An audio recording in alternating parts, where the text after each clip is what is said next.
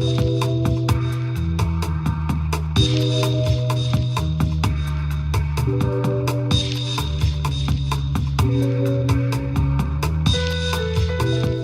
I'm Morgan Pehme, Editor-in-Chief of City and State.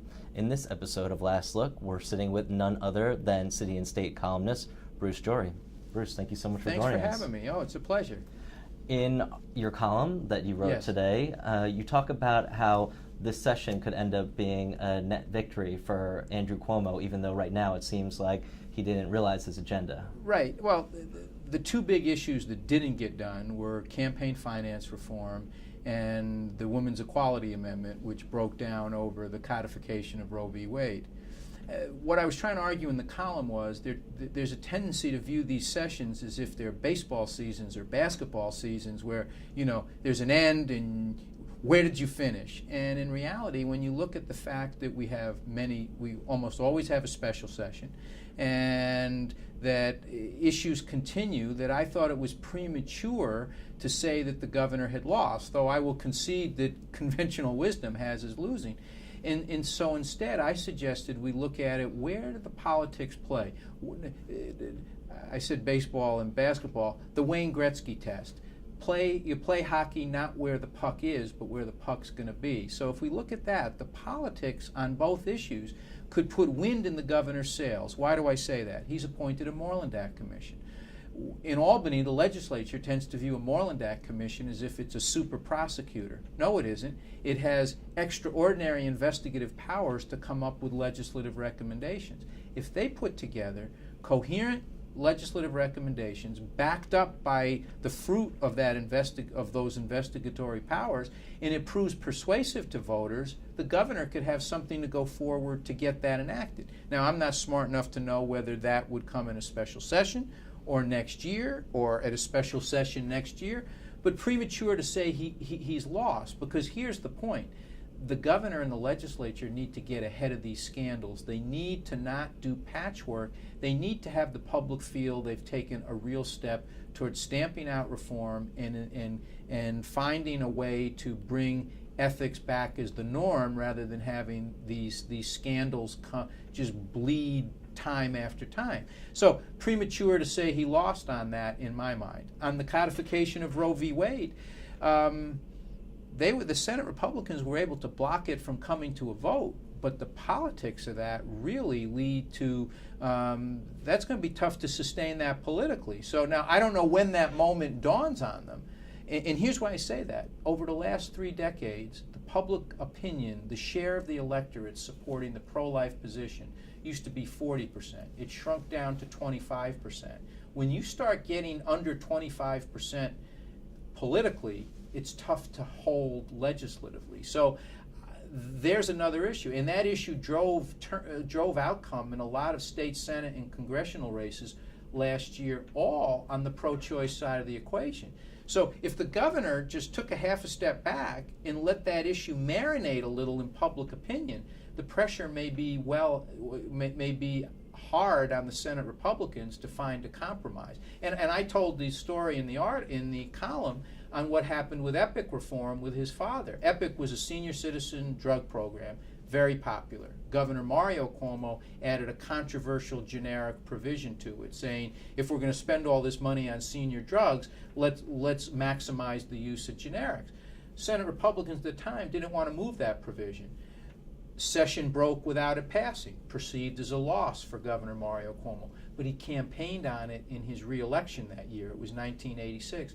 Passed in a special session after. So I'm saying let's not total up the score, because these aren't seasons that end and are finite and you start fresh. We could have a special session, or we could get it done next year. So I was just arguing for let's not throw ourselves totally behind conventional wisdom, and let's look at some examples and track where the politics may drive both issues. If the outcome, now nobody has to read the column. If the outcome of this session does end up being the net positive for the governor, do you think that was by design? Was that a happy coincidence? Because when the Wall Street Journal wrote that this session could end up being a win for Cuomo, some of the people in the Twitterverse said that was Cuomo spin. I don't think it was Cuomo's spin, because I think he would have much rather had both provisions pass now.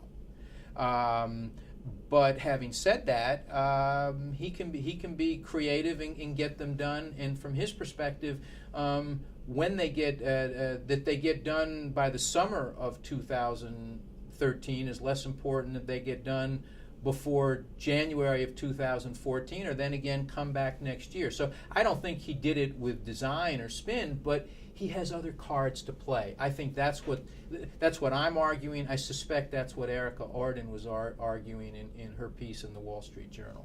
Do you think that the governor has any expectations for the outcome of the Moreland Commission, or is he just kind of throwing it out there and seeing how it plays out? I really don't know the answer to that, but I suspect that what's driving it is he does not want to be tied to a piecemeal approach, and he wants to get reform right, and he wants to get ahead of the curve.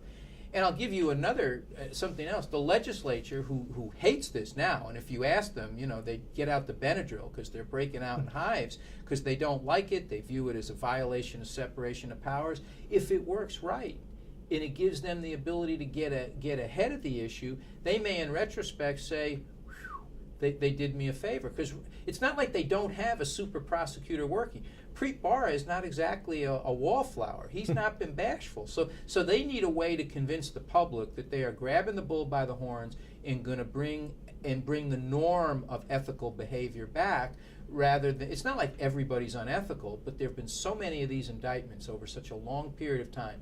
Both parties, all regions, the most recent wave was like one end of the state as opposed to another. But when you look at the last decade, they've been all across the board, both parties, all ideologies, and they need to get ahead of it. So they may wind up in retrospect saying, boy, we didn't like that Moreland Commission, but we didn't like our spinach either, but it worked for Popeye.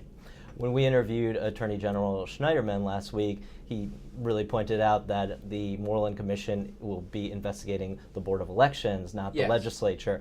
How is it that a Moreland Commission investigation of the Board of Elections can reflect upon all these problems with corruption in the legislature? I think what the Attorney General was getting at is the notion that a lot of people have, that the common link is the overlay between money given in large denominations for a particular special interest purpose. Oftentimes we've seen from these indictments with corruption at the root of it, designed to drive governmental money decisions. And so what the Moreland Act Commission has to show is, look, nobody jumps and says, I want my tax dollars to go to campaigns. Do I want to fund a campaign that I don't agree with? No. But if it turns out they can draw that tight linkage and establish that by allowing large donations, virtually in unlimited amounts when you bring in housekeeping accounts, that those hundreds of thousands of dollars in individual or single contributions that lead to millions of dollars of campaign funds wind up wasting taxpayers' money in the hundreds of millions of dollars and in the billions of dollars in the aggregate, then maybe people would say, if we need transparency, we need smaller donations, and maybe we need matching funds to take the big money out of it, that is what I think they're looking at. So I think the Moreland Act Commission, if I hear the Attorney General correctly from your rendition, is there that linkage? And if so, if that's the linkage that leads to corruption, how do we decouple it? You recently wrote a column in Newsday with a kind of post-mortem of the session where who came out on top, Klein and Skelos. And it was a little bit surprising that it seemed that you took a pretty even-handed approach, that it didn't seem like there was one big winner or another, which kind of ran against the conventional wisdom that Dean Skelos really came on yes, top. And what I said was that if you looked at the session as a whole, they needed unity, they maintained unity. They kept it going, but there are political questions, and I said there too. I went to the campaign finance and I went to the choice issue, the codification of Roe v. Wade, and I said they were governmentally successful, but can they make it whole politically? So as I look back at the session, both were able to deliver certain things. I think the jury is out on this coalition. I think to be successful over the long term, it has to do several things. It has to be unified. That so far they've done. It has to be productive. It was productive in the budget. They got enough done here. There's people disappointed that things didn't get done. Will it be productive before they go to the electorate in 2014? And will it continue to meet the needs of both the Republican conference and the IDC in a way that does not generate either primaries or general election defeats, and do they come back? And so I've always been an admirer of Bernard Baruch. I try to be a contrarian. I didn't get overexcited about the coalition when it came in, and I wasn't prepared to bury him now because some groups were not happy with what didn't happen, but that plays into the same analysis I made of the governor. Let's see if those issues come to conclusion. And they did pass gun control. They did get a minimum wage increase. They did pass an on-time budget. So it wasn't like they didn't do anything.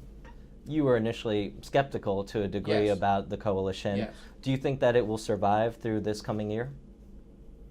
I don't see, from what they say, they seem happy with it. So as long as they seem happy with it and they maintain to have majority numbers, I'm not prepared. I think, to paraphrase Mark Twain, the rumors of their demise are premature, but they will have each will have a separate stiff test in the general election of 2014. So I'm not prepared to bury them, but nor am I saying they don't have problems. It will be a problem, I think, for both the Senate Republicans if they go into the general election and are perceived by the electorate in those crucial swing districts in the suburbs as being anti-choice. And I think that also will create pressure for the IDC, who are pro-choice, if they are associated with something that is blocking a pro-choice codification. But they have time to get it right. What lessons should Dean Skelos and Jeff Klein take away from this session as to how to improve the functionality of the coalition in the next session? I think they have to be honest with each other about the political needs of each conference, and they have to find a way to meld. And if it's just consensus, so that it's the lowest common denominator, they may not be doing enough to nurture their respective re-election opportunities because they haven't produced enough good legislation. But I think that's the test, and they have to listen to each other. After the SAFE Act was passed, it was a very good and productive session from the Senate Republicans' perspective. And I think next year, Jeff Klein will say, hey, when you were under great pressure from the upstate conservative base in your party that didn't like the gun control piece, I was accommodating to you. Now I have certain political needs, and my members do, and here's what they are. We have to find a way to get them into the budget to get those passed. Not to overrun them with progressive bills that drive them nuts, but to find a way to find mutual reinforcement for both coalitions. In effect, just the way any leader does, like Shelley Silver has to do when he balances different regional interests of upstate, suburban, and New York City members. Just because they're different parties, it's the same thing. Is it mutually beneficial to all sides? It's almost a utilitarian concept. There has to be the greatest good for the greatest number in that conference. And so I think that will be the long-term test. Can they do that? And as I repeat, do it in a way where it doesn't generate primaries that cost them seats, and it does not lose them elections in November. That's the test. Was Dean Skelos more able to achieve his agenda this session because Shelley Silver was wounded by all the scandals? I did not detect that. I thought what happened with Skelos was, by the big win on gun control early on for the governor, and the IDC was active in that, Skelos came back and said, here's what I need, and then because the coalition governed by consensus, he was not overrun by progressive legislation, as was the speculation early on. Now, whether that consensus can bring back a majority after the November 2014 election is a very open question. But that Skelos played his cards well is tough to argue against from the perspective of what his conference wanted. Now the question is, did what his conference want, will that bring them back in either same numbers or greater numbers after November? That's a question mark, not an exclamation point. Preet Bharara has said that there are more indictments on the way. If some of those arrests I don't argue with prosecutors. No.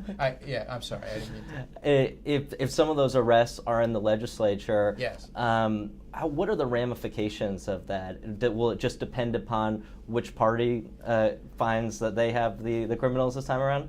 I think so, and I will say the same thing to Republicans now that I said to Democrats when they went through the spate of indictments and convictions of Bruno and Leibel and Spano. Don't chortle, don't make fun, because the wheel could come and turn around. So some of the Republicans, oh, look at all these Democrats getting that. Well, there's a Republican councilman up to his eyeballs in that New York City end of the scandal on the Wilson Pakula for the Republican mayoral nomination, not to mention Republican county chairs. Then the indictments came from some Democratic senators. Who knows where it goes? And again, Preet Bharara seems to be a guy who says what he means and means what he says. So if he says more indictments are coming, far be it from me to say they're not. And politically, the net effect of that is it could really enhance the prestige and the need to take seriously whatever that Moreland Commission comes up with in terms of legislative recommendations. And I repeat, a purpose of a Moreland Act Commission is not to prosecute, it is to use those powers to make legislative recommendations. And the history is fascinating. It was Charles Evans Hughes who led the investigation of the insurance industry at the turn of the 1900s, and then when he became governor, he said those same kinds of powers I was given to investigate the insurance industry should be created as a standing power for the executive branch to bring to the legislature, and that is when the Moreland Commission powers were passed by Governor Hughes.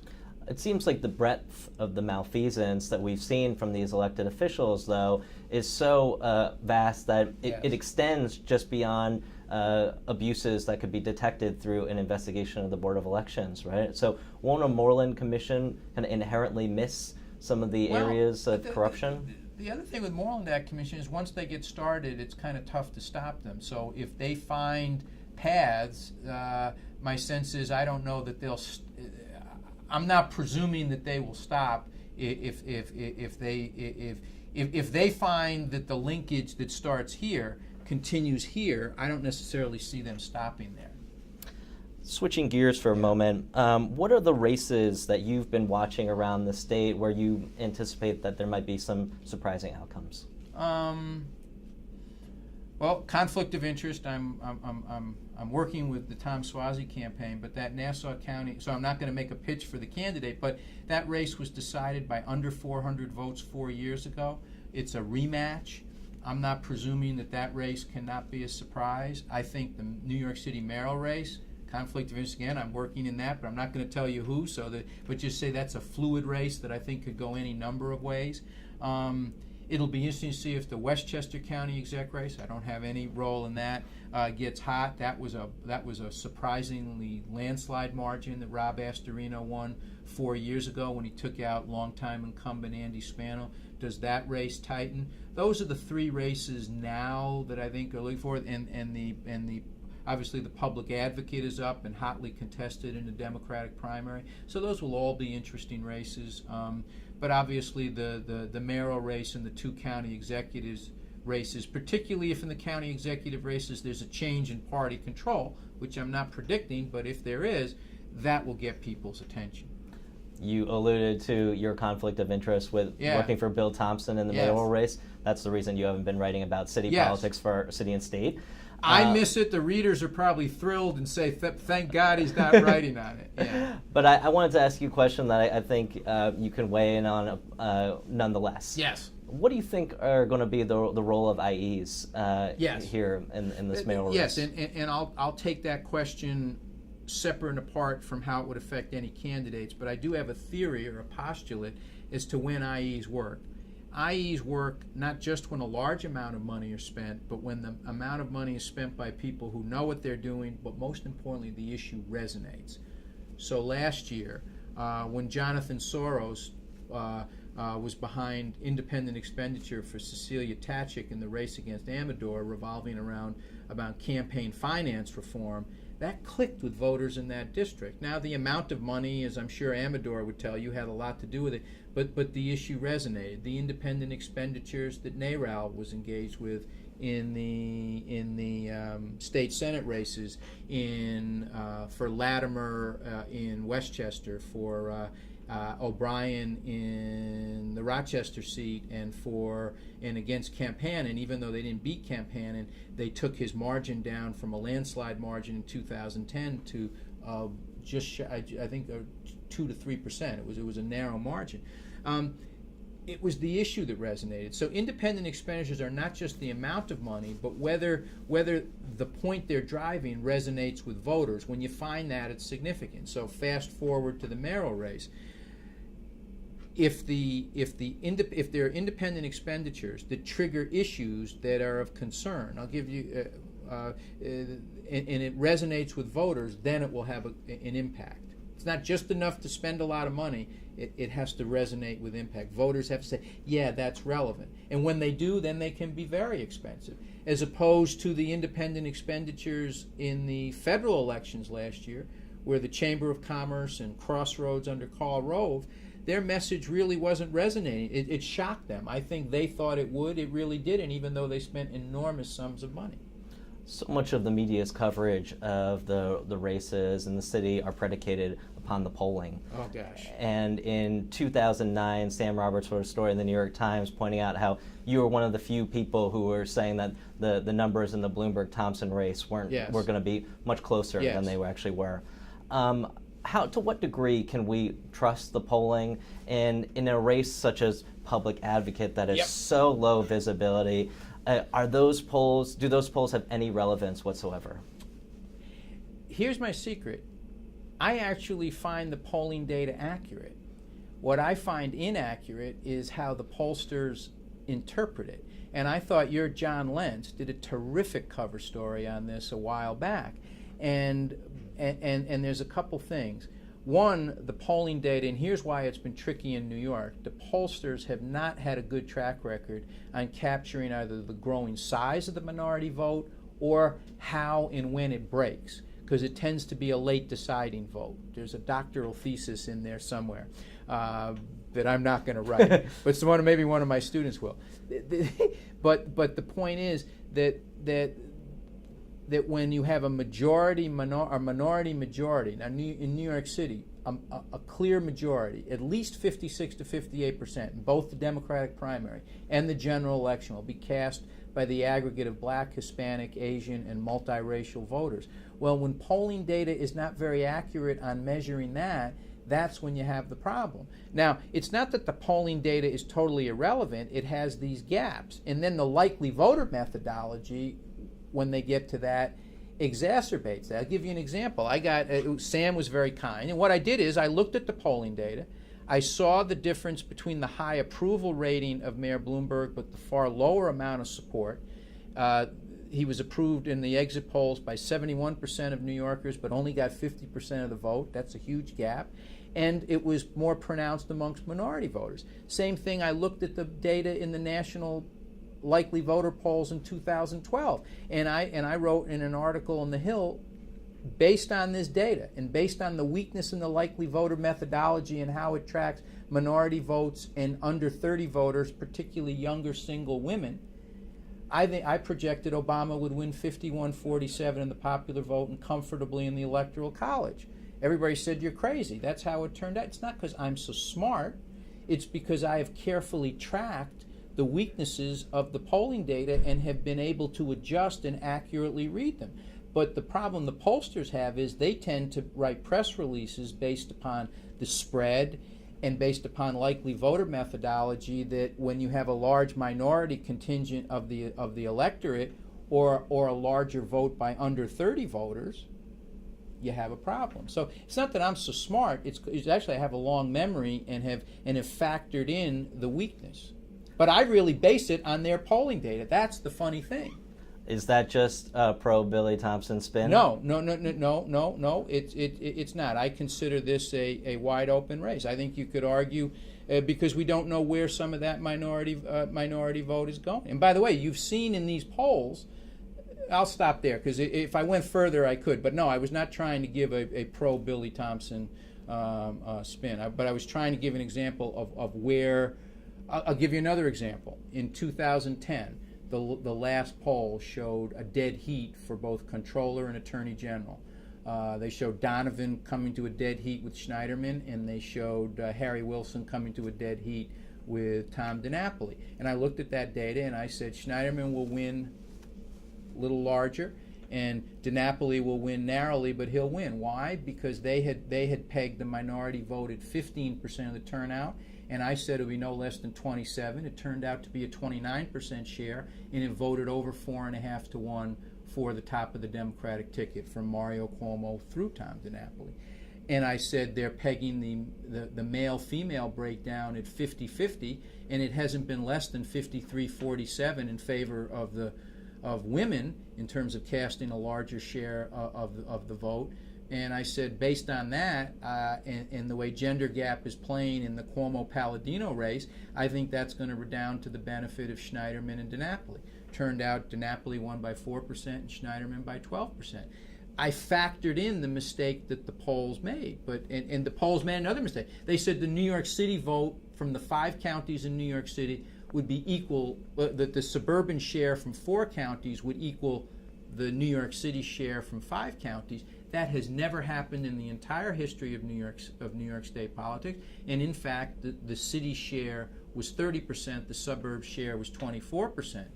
But so their weighting, their likely voter methodology didn't accurately screen for where the electorate was. That's been a chronic mistake in polling since really 2001 here in New York. Bruce Gyory, City and State's own Nate Silver, thank you so much for joining us. Well, thank you.